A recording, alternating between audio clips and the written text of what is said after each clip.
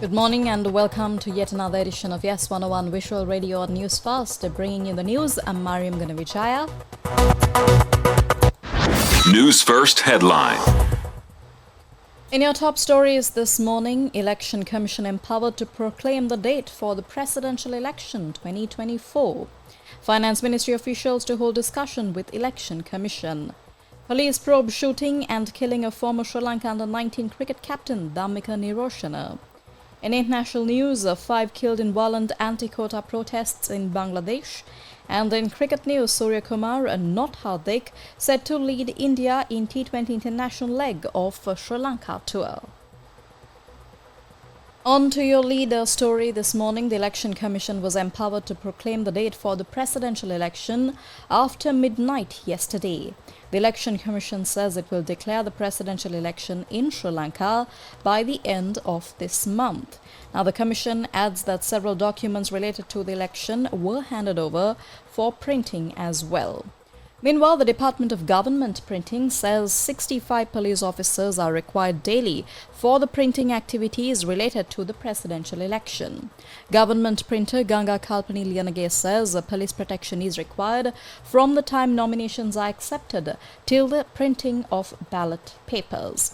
Now, she says that the National Election Commission was informed on the matter as well. The government printer says the Election Commission will inform the Sri Lanka police and take necessary measures to obtain the necessary security. Earlier, Sri Lanka police announced that steps will be taken to provide adequate security for the printing process related to the presidential election as requested by the government printer.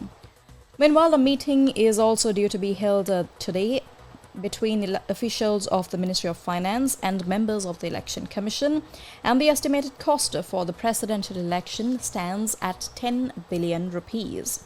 The discussion will focus on matters related to the provision of the relevant funds, including the timely release of funds from the Treasury for the presidential polls.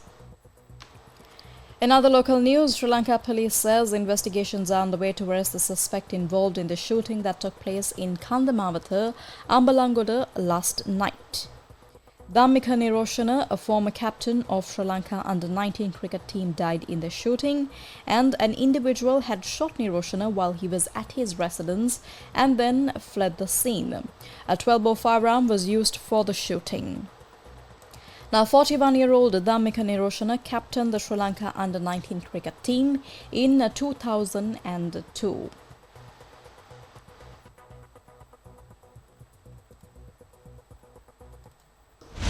International news.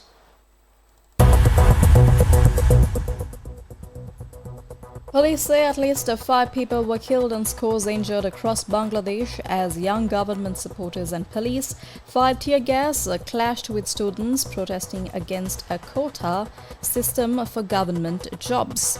Now, tens of thousands of students joined nationwide protests for a second day after more than 100 people were injured on Monday in rallies that blocked major highways and rail links.